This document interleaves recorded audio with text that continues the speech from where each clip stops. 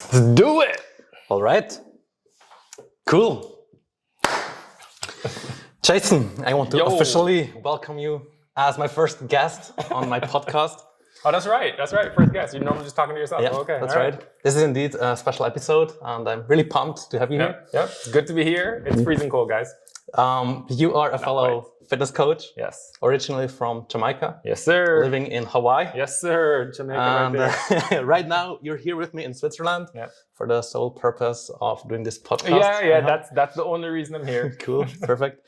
I'm happy to have you here. Yeah. We met actually 2 years ago. Yep. So Is it? I think wow. about It's been a while, yeah. Yeah. 2 years ago when we both joined business masterclass. Yep. Dude, time flies. I know, it doesn't seem like 2 years, really. Crazy. It was about how to scale our online fitness business. Yep. We got along, kept in touch even after the mastermind class. And for months now, we've been doing weekly lives on Instagram. Yep. We gave some value about various fitness related questions. Which we need to plan this week's. Yeah, that's right. Good reminder. Now, we never really talked about your background, so I want to go into it a little bit. But before we start, first question, I look smaller in real life than on camera, is that correct? No. You're the big guy and the little old guy. It is what it is. It is what it is. I think you look much smaller. But okay, I take that. So again, we talked a lot about fitness-related questions. Now, when we talk about your background, you've not always been in the fitness space, right? This is true. Yeah. As far as I'm concerned, I'm not 100% sure, but you've been in the pharma industry. Is that correct? On the fringe of the pharma industry. I mean, if we go way back to the beginning, my background is in actually research science. So, biomedical research, right on the fringe of type 1 and type 2 diabetes. Okay. And then, from there, left bench active research every day and went into medical communications. And that's sort of where I, interacted with the pharmaceutical industry, because everything that I did within medical communications was, as an agency member representing specific marketing teams for different pharmaceutical drugs. Okay.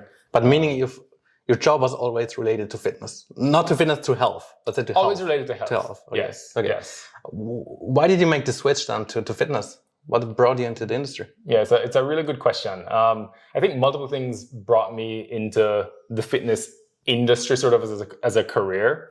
I've always been in fitness, at least in terms of, what I enjoy doing. And, if I say how long I've been training, you're going to know how old I am. But basically... How many years? Oh my God. How many years? I would say 23 or 24 years training. So, I mean, it's been a while. And that's always sort of been my passion. But, the other side of me is, I'm a scientist. I love science. That's the trajectory I took academically and then career-wise. But the reality is at some point along the way, I realized, or I had the feeling that I wasn't really impacting people's lives the way I felt I could. Certainly working within pharma, there is an aspect of what I did every day that eventually would influence or impact people's lives through... But probably not directly. Exactly. Right? It's a very indirect link. And so, I started to think about, what else, I wanted to do, or how I would like to spend my time and how I'd like to impact people's lives. And, at the time, when I sort of started to think about this, I was working with a coach, and whether or not you believe in fate. Okay. No, go ahead. So this was a life coach, or what kind of? This is someone online, so a remote coach as well, and I just started to get questions from people all around me in the gym, strangers, people that I knew, in the grocery store, just out on the street. People would just come up to me and ask me whether or not I was a personal trainer. And I got to the point where I just kept saying no. And then it occurred to me, wow, so many people are asking me these questions. There's a demand, obviously, right? There's something there. And then my coach at the time asked But again, me, this coach was a fitness coach? Or was a fitness coach. Yeah, sorry, online coach. He at that point then, I hadn't even told him any of this stuff. And he asked me if I've ever thought about becoming a coach. And at that point, I was like, okay, well, there's so many people that I know, people in the gym, people outside of the gym, strangers, and now my coach is asking me whatever I thought about it. So it lies on the hand almost. Exactly. Right? It just felt like there was a message in all of this for me.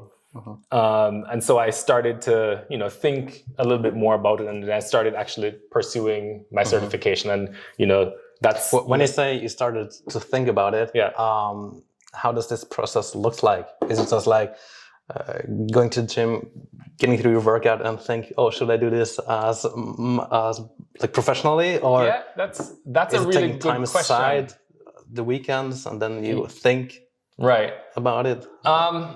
I can't remember the details of the thought process from back then, to be honest.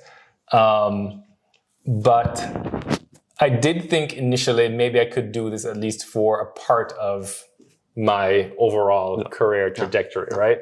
I was still working in medical communications at the time. I had made the break from being a full-time employee in the industry to being essentially a contractor. Now, I still spent most of my time within medical education as a contractor now, but recognize that, as a self-employed contractor, now my time was really my own, and I could decide how I wanted to spend it. So, while studying for my personal trainer certification, I knew that, once I started out in the fitness industry, if it's something I enjoyed, I could start to carve out time each day, each week, whatever it is, and dedicate to that.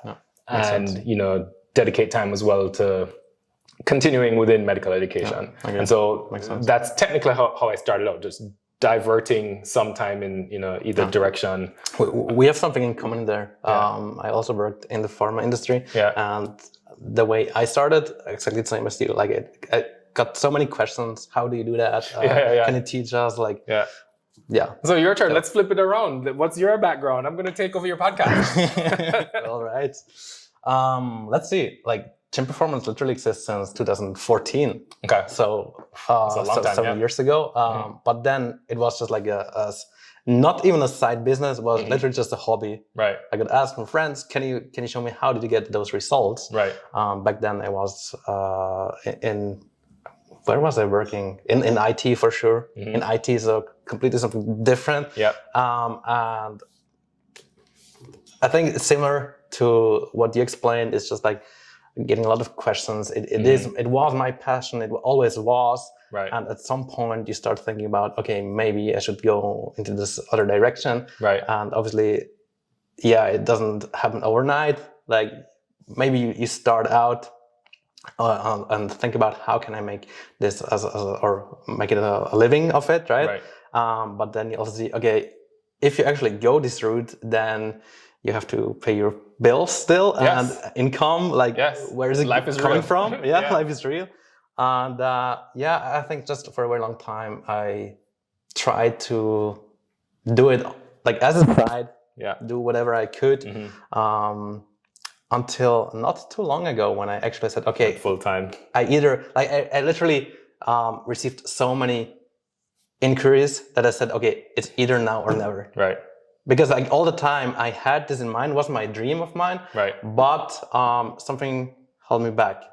And I was speaking with my friend at the time, my best friend, and asked him, dude, shall I do it or not? And he was literally saying that, dude, if not now, when? Because not only individuals are asking you for help, but only businesses. Right. I could ask, can you help us? Can we do cool group training? And I went all in. Here you are. In the beginning, I just scaled back my 9 to 5. Right. A month later, you remember? Yeah, I remember. I remember when you were thinking about it. Yeah. You remembered it this time. So and the rest is history. Yeah, rest is history. Good. Yeah. Cool. You started off as personal trainer. Yes, sir. In the gym. In person sessions. Yeah. How long have you been doing this before going online? Oh, geez. I feel like the past year and a half are a blur, so I don't even know how to count February 2020 to now, really. But I was in the gym, one-to-one PT for probably 2 years before the pandemic. And then, pandemic hit. And, in the early days, the gyms were still open. One-to-one sessions were still occurring. And I'm in Hawaii, so we're pretty isolated. Things started to escalate on the mainland and we were still quite safe. Gyms were open. And then gyms closed. But even during those initial years, I was always thinking about, how do I, take this in-person model and transition at least some of what I do to the remote space, to the online coaching space. But you started off completely in the gym, like one-to-one. Okay. And then, pre-pandemic started to get a couple clients. And as soon as, I realized what was likely to happen with the pandemic, that was the switch. That was like, okay, now I need to really just dedicate my energy to the online space, and the rest is history. Now I don't coach at all in person at this point. Everything is online. I don't know whether you knew that or not. My first client in 2014 was online. Oh, nice! Like I started online in 2014. Yeah, it's crazy to think the about writing was on the wall from the start. It's crazy to think about that. Over the years, I actually had some in-person clients. But start off online. Yeah. That's really pretty crazy. That's totally the opposite of most people. Nowadays you do everything online, as you mentioned earlier or just before. Yeah. What's the biggest struggle for you? Actually, when you made the switch, let's talk about the switch. Yeah. You're going in person to doing everything online. Yeah. If I can remember clearly, which I can't usually, but just thinking back to the pandemic, when it first hit and I recognized, okay, I need to, completely transition to an online business model. I think the largest question in my mind was, okay, how? I mean, I understand, getting clients for one-to-one PT in the gym is, quite easy. I'm in the gym all day. I have conversations with people there all day. Whether or not those conversations turn into clients, because half the time they're not really geared towards securing a client per se. It's just having a conversation with someone, helping them when they need just a presence, being there. Right, just being there.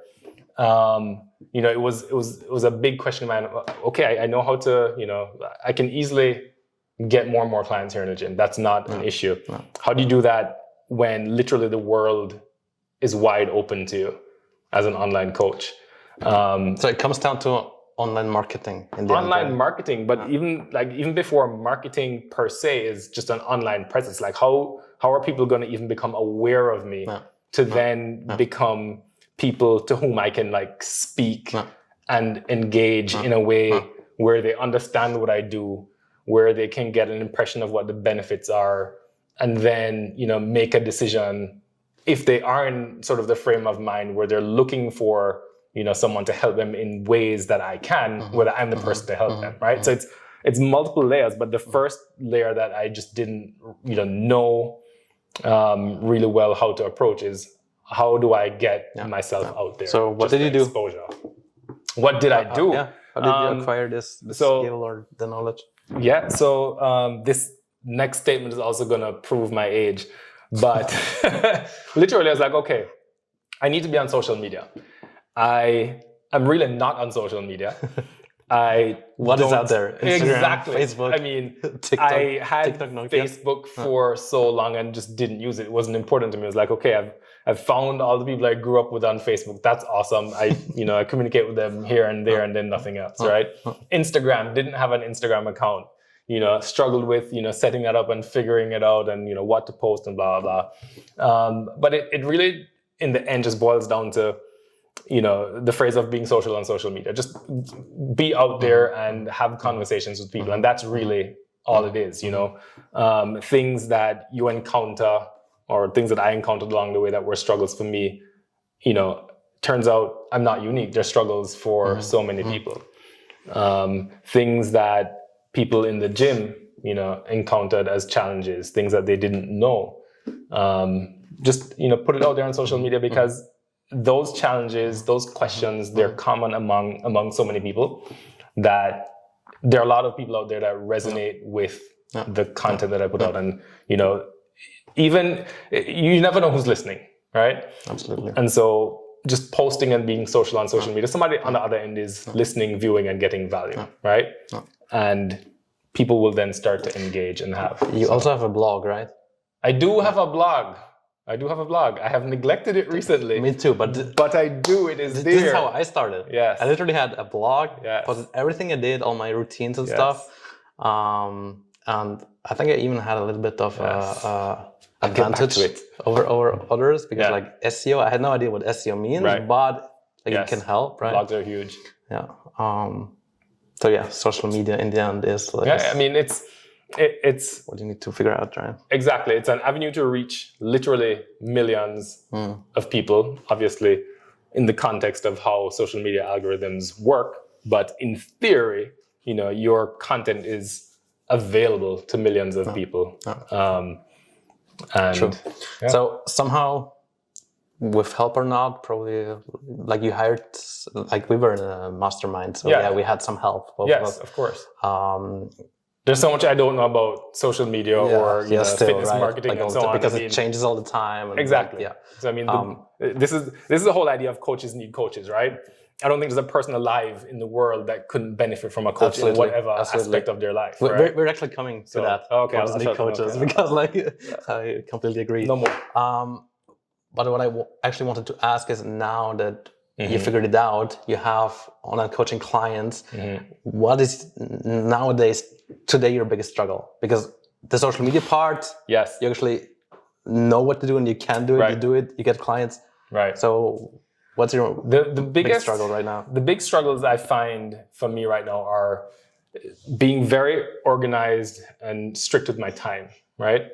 Same. It's very easy for time to bleed into, you know, sort of tasks that need to get done across any given day, and not being very strict with doing specific tasks at specific times and falling into that sort of routine tends to make me less efficient than I know I can be. So that's sort of my constant struggle, if you will, but something that I want to continue to improve right now, because I think that will help me to continue to grow. I want to add something here. Because, like, you know, 2 weeks ago, I was on a mini vacation, right? Yes. And I was out every day with my baby girl, doing some fun activities, enjoying the sun, enjoying the Swiss mountains. But I didn't want to neglect my business. Right. Meant I would wake up early in the morning, work until Laura woke up, and then in the evening I would work again. Right. Now, I worked certainly much less actually, but I could do everything, just because I knew, okay, I have now 2 hours, I need to put in the work. Right. And other times, like, you have the same amount of work, but it was like, let me work a little bit more slowly. Exactly. Let me check my email. So let me look and see what's going on Instagram. That's huge. Yeah. I mean, it's true. When I find most people, or many people, work really well under pressure, right? When you have strict guardrails and you know things that must get done based on what's priority, then you get them done. And things that are lower priority suddenly just fade away, right? But when you have, quote unquote, the unlimited 24 hours in the day, it's, at least for me, it's easy for the lower priority things to bleed through to the priority things. So and then basically, it would be easier if someone told you, do this now, do that now. Yeah, I mean, if somebody could just do that, that would be awesome. I mean, how much does that person charge? Yeah, that makes sense. Yeah. I mean, I'm facing the same problem. And I'm even happy right now that, again, Laura, my daughter, has a little bit of a schedule. So I know this, like, she basically gives me the schedule as well. Yes, she tells me when. She's in charge. She's in charge. She tells me when I can work and when not. She's the boss. Yeah. So it gives me a little bit of structure there as well. I like that. Good luck. Thank you. So, again, you've done both offline or in person and then online. From our perspective, from the perspective of a coach, I think that the benefits are clear. You can serve more clients. You can reach people from all over the world. Literally change more people's lives, right? Sure. Do you think it's also superior for your clients? Yeah, so I think that's a tricky question to answer, because I think there are people, generally speaking, I think people benefit more from online coaching than from in-person PT sessions, right? Now, there are going to be groups of people who don't immediately do very well with remote coaching, and it's sort of an individualistic thing, right? And I'm very clear with anyone who approaches me that this is the approach that I use, right? And I walk them through very carefully what it is that we will use in order to get them up and running, and to, you know, understand how we measure progress and what things to be thinking of and how they're held accountable. Frankly, the results that I see from people coaching online versus doing PT sessions in person 1, 2, or 3 times a week, whatever it is dramatically different, right? You know, when you're with someone in the gym, you're with them for an hour once or a couple times a week, right? And you're literally going through a workout. When you're coaching somebody online, you have visibility, or you should have visibility into so many different aspects of their lives that impact their ability to change their physique, number one, but more importantly, before you even get there, sort of their underlying internal health that allows them to make that progress, right? So you have the ability to help them, you know, counsel them with their nutrition. You have visibility into their lifestyle and lifestyle habits that may impact, you know, their ability to progress. And of course, you know, I agree, because exercise, right?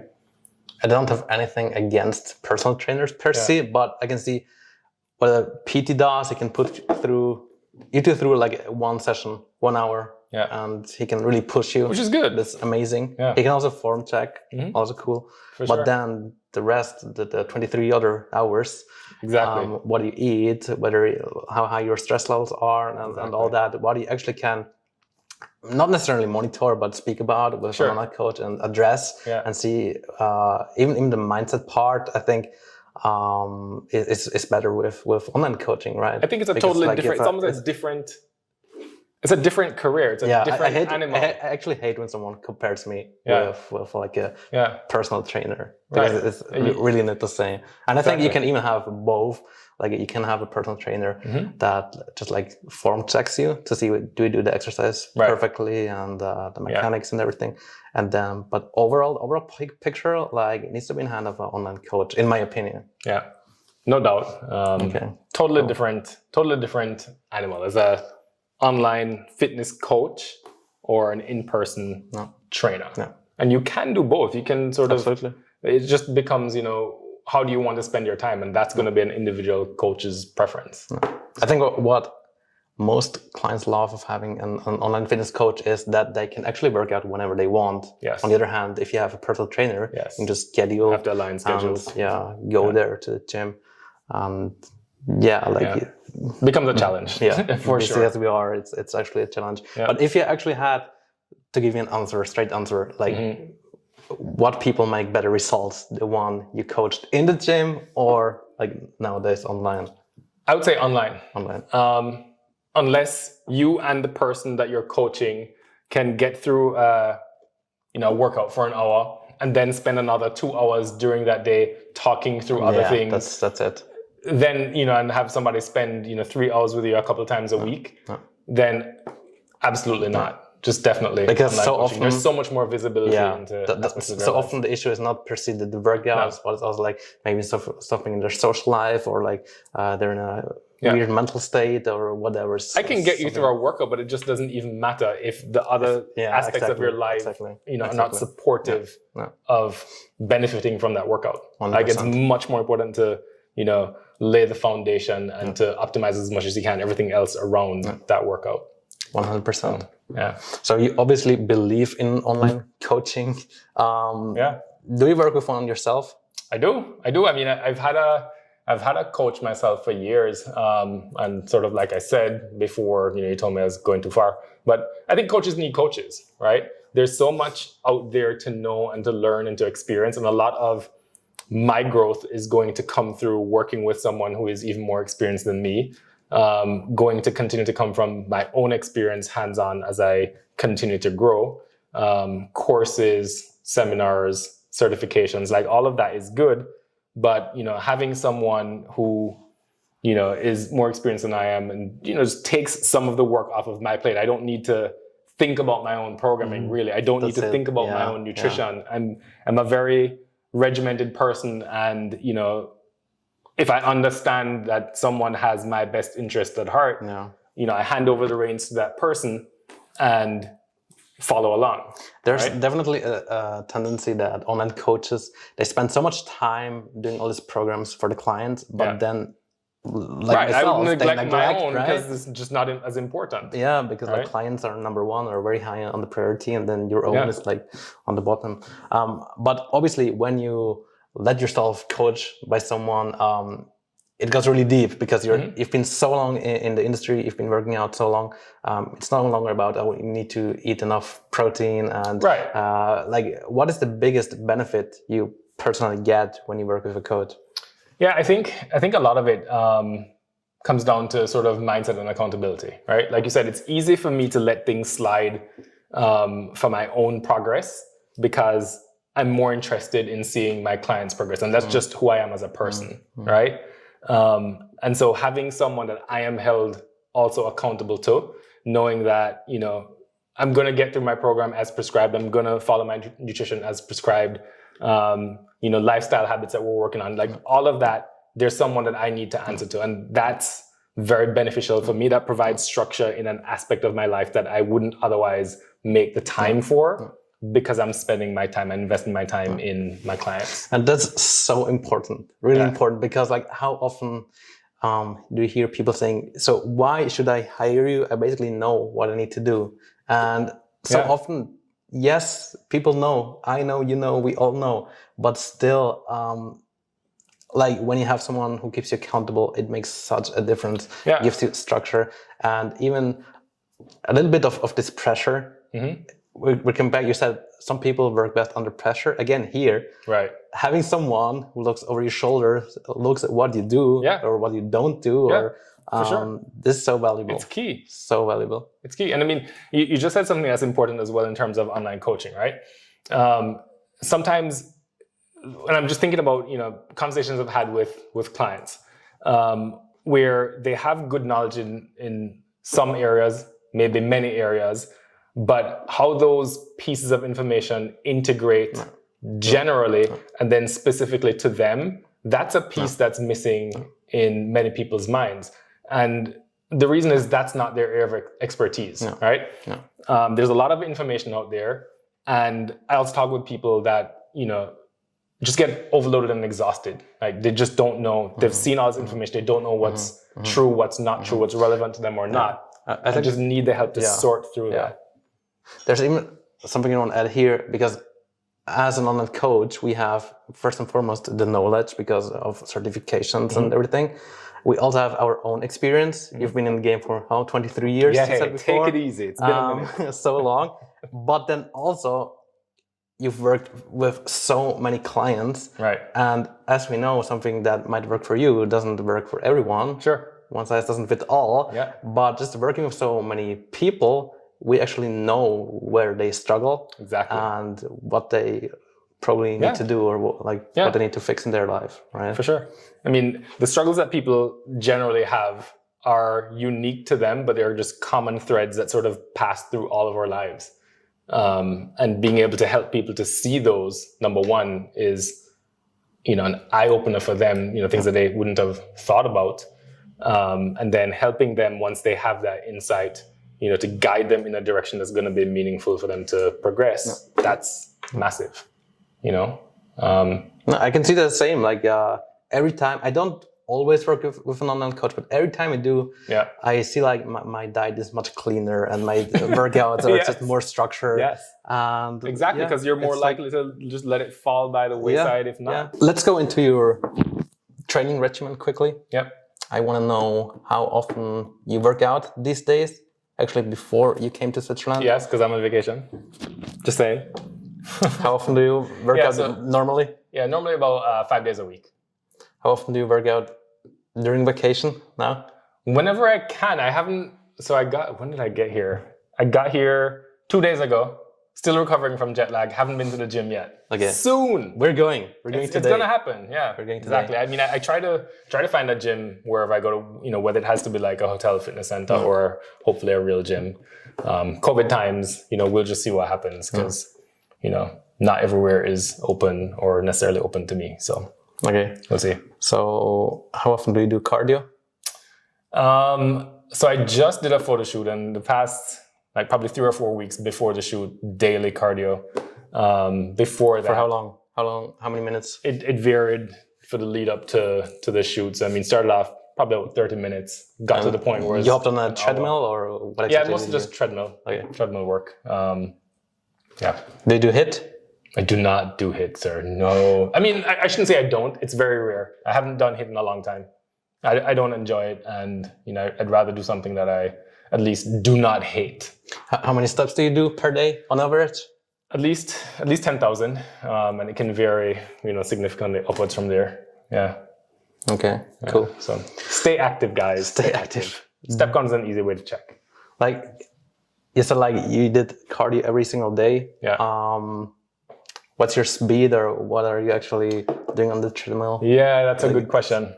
I get the incline to at least 6 degrees, and then anywhere from 3.5 to 4 miles an hour from there. So my heart rate is...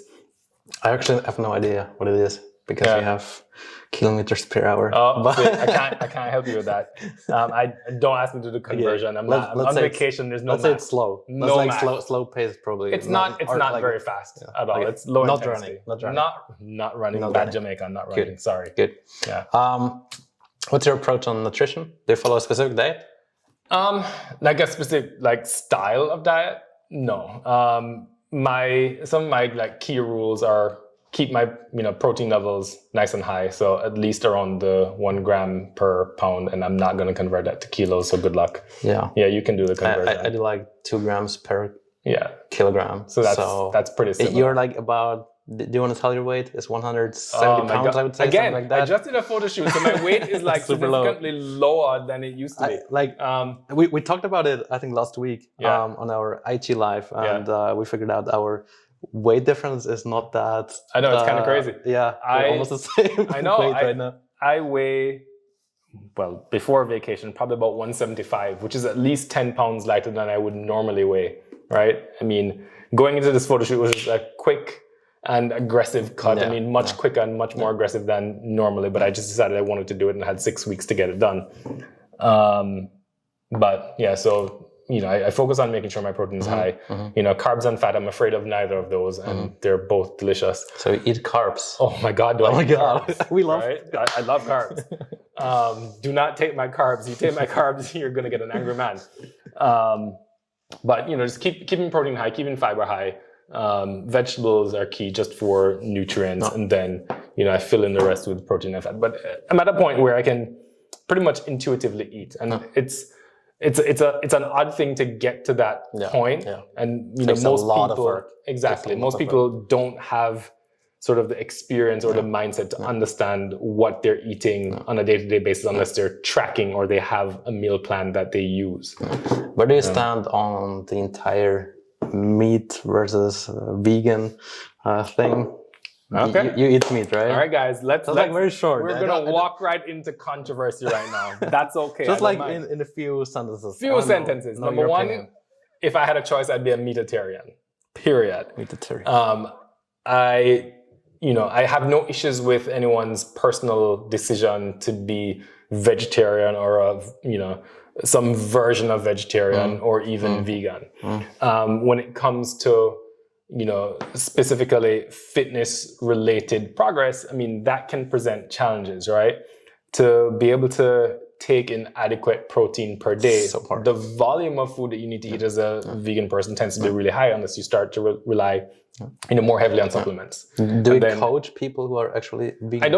I don't currently coach anyone who's vegan. I do work with people who probably are vegetarian or pescatarian, and so they're still getting animal sources of protein, which from my perspective are very important for completeness. I actually have one, or actually two, when it's hard. It's like difficult to get. It's challenging. I mean, I had a conversation a few weeks ago with someone who, at this point is vegan for health reasons. And, she does have concerns around how much protein and how to get there. Again, it's a challenge. Like the volume of food and the variety most likely of food sources needs to be huge. She supplements with I mean, you almost have to, because unless you're willing to eat a massive range of foods, which now you're getting into your grocery bill and so on, supplementing is probably the only way you're going to get all essential amino acids in adequate quantities per day, and that's a challenge. What supplements do you take on a daily basis, since we're speaking about it? So I typically have one whey protein shake a day. The rest of my food is just real food. But from a supplementation standpoint, multivitamin, vitamin D3, fish oil. Vitamin 3D, why is that? Well, why not? I mean, I think most of the world is vitamin D deficient, and even though I live in Hawaii, I'm not in the sun. I'm not in the sun all day. Okay. You know, and so it doesn't hurt, right? I'm not gonna, you know, the amount of vitamin D I take as a supplement isn't gonna cause toxicity. So it's a matter of I'd rather err on the side of having. It's just like having enough. Yeah, I think you can actually overdo it, but the amount you would have to take are like exactly like huge. And then the final supplement is I take magnesium glycinate in the evenings before sleep, probably an hour and a half before sleep. It has been shown to improve quality of sleep, and that's one of my big things. You know, making sure you're sleeping enough and well. You haven't called omega-3 or like fatty acids? Is there something you take as well, or do you just eat a lot of fish? Yes, I get omega-3s from those fish oil tablets. The fish oil. So my daily requirement is met there, and I do eat, you know, a whole variety of fish living. You have in Hawaii. to, as a exactly. So that's definitely covered. There's no doubt. Cool. Yeah. So I think we have like so much in common, and I think we understand each other actually that well because we both have like this growth mindset. Yeah. I think because we both are always on the lookout for opportunities. We want to improve our own fitness and our business and our work, like just the customer experience. Sure. Would you say you were born with this growth mindset, or did you develop it? Honestly, I was born with a very, very type A mindset, like very type A. Worst Jamaican. I cannot run, and I am not the relaxed, chill kind of guy that you stereotypically think of as being Jamaican.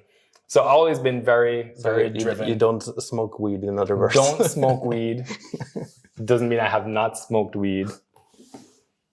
Where it's legal, guys. Disclaimer. But I've definitely always been a very highly driven person, and that sort of applied to every area of life, including fitness. Yeah. What specific actions do you take on a regular basis to get better? Do you maybe meditate? Do you read books? Do you? Very good question. So personal growth, personal development it's a relatively recent journey for me, you know, under that umbrella. I mean, I've always read a lot, but from the perspective of personal growth, that's a relatively recent era for me, probably in the past like 3 years. And I've done a lot of exploration there, but things that I do, you know, to varying degrees of frequency, meditation, planning and journaling. I read quite a bit, not as much as I would like, because again, it goes back to 24 hours in the day and me trying to prioritize my clients above myself. But there's a weird intersection or a weird hypocrisy almost there, because the more I read about you know, personal development, the more I can actually help my clients, right? Because I find myself, you know, recommending things to my clients, and I'm like, that's directly from something that I read and implemented for myself, and can speak from first-hand experience to help them because their experience is something similar, 100%. right? So pretty much the same. I do. It's actually funny. Which the funniest one is meditation, because I started out thinking, what is this? And it doesn't work. Right. Like I'm definitely doing this wrong. Yeah. And that's kind of the point. How do you do it? That's kind of the point. How do you do it? I use an app. It's called Waking Up. Okay. Yeah, I've tried a number of different ones. Headspace is probably the most popular one that people would recognize. And, you know, I would say I failed at that one, but that's because I wasn't ready at the time to recognize that meditating wrong is sort of the point. Actually, nobody knows how to meditate. Nobody's good, quote unquote, at meditating starting. And this happened to be the first thing I tried. So that's funny. Same happened with me. Yeah. Like I never lasted longer than like 3 to 4 minutes But we're still speaking about meditating, just to make it very clear. Sure. So yeah, and then I just thought that this is not going to work. Like I feel like my mind is all over always nothing. Going. But that's actually the point. You're right. Exactly. Nowadays I do this well. 10 minutes a day, no longer. I also have, if you look over there, it's my journal book. Oh, yeah. That looks like it's full. Yeah, it's full. I actually, is that a high performance planner? Yeah, exactly. I have the same one. I need to get back to it. Really. And with the reading as well, I have like 2 books just next to my bed. Mm-hmm. I don't do it every single day. I wish, but comes back to it at 24 hours. Yeah. I also need to make sure that it's a matter of reprioritizing, recognizing the importance and applying that to actually get cool. It done. Yeah. What are you currently reading? Do you have? I am currently reading nothing. Let me see. There's so many things that are like on my Kindle. I can't even keep them straight anymore, and I really need to commit to like finishing some books rather than having so many multiple ones open because now I'm confused. Yeah. I'm currently still on Atomic Habits, and it's a really I haven't started that one yet. Yeah. But you have it as well, I think. The one that I do want to start reading, I told myself before vacation that I probably should start it on vacation, is Mindset. Yeah. So cool. I think that's next on my list. One more question before we wrap it up here. Yep. As an online fitness coach, or in general, I would say as an entrepreneur, like we have these up and downs. Things can get hectic, very stressful at times. Yes. How do you stay sane? I think it's a bit connected to I'm what not sane, so it doesn't matter.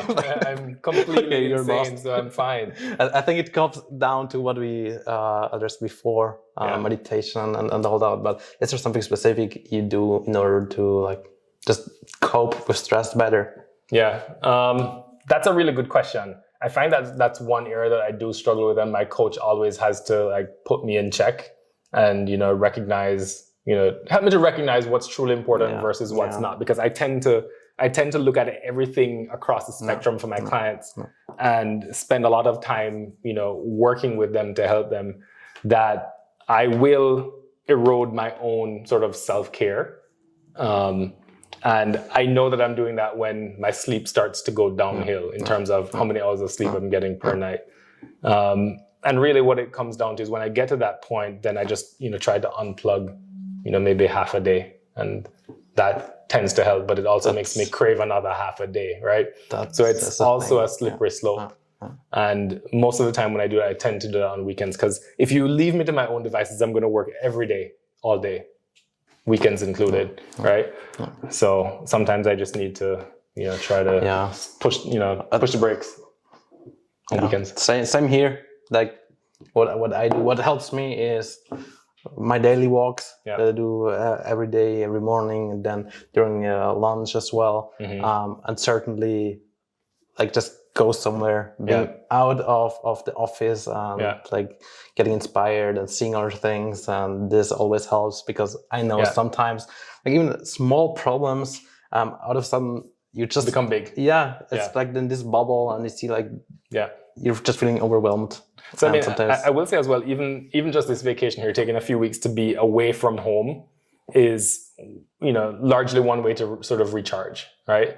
Because even if I took the time off at home, I wouldn't take the time off. I would just continue to work, right? I wouldn't be able to set that boundary as well as I can here, where yes, I'm still going to be working. I'm still going to be, addressing my clients' needs, but I'm not going to be working as much as I would be while I'm home. And that, I find that this has just given me already an opportunity to sort of reframe my mindset. Basically what I did also in the Swiss Alps. It's like similar to that. Okay. Is there something you do every single day, no matter what? Like whether you're on vacation, whether you're at home, or whether you're... that's a really hard question. I would like to say, I still, no matter where I am or what I'm doing, I'm paying attention to my nutrition, right? Even on vacation, like I enjoy food. Like I eat lots of food, but on vacation, I don't go completely nuts on everything. Like I enjoy all the flavors. I know that, my meals are going to be much higher in calories than normal. So I try to pay attention and, have more protein, and then, skip a meal here and there. And as soon as I have the opportunity to work out, I'm going to work out, Even when I'm really stressed, I'm either going to do some cardio or I'm going to go lift. Like it's a part of who I am. It's a massive stress reliever for me. Yeah. And it's something that keeps us grounded. I keeps enjoy. Us grounded and yeah.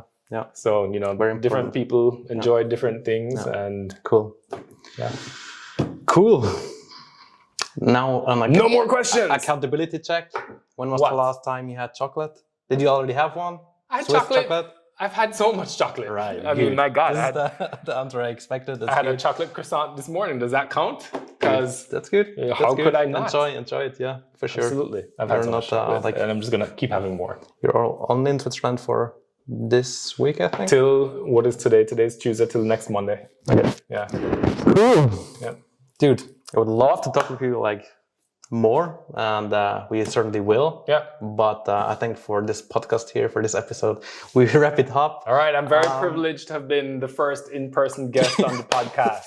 Thank you for having me. The next will be The Rock. Oh, I have been told. No, I'm just joking. I really have not been told. I do not look like The Rock. I can only wish. It was very interesting. For me personally as well, to admit this. So thanks for your time and your information, and for the visit. After all, yes. I think give me some chocolate now, please. We will have some chocolate. Yeah, all right, okay. Fondue or something cheesy. No, but now chocolate or fondue. Yeah, same here.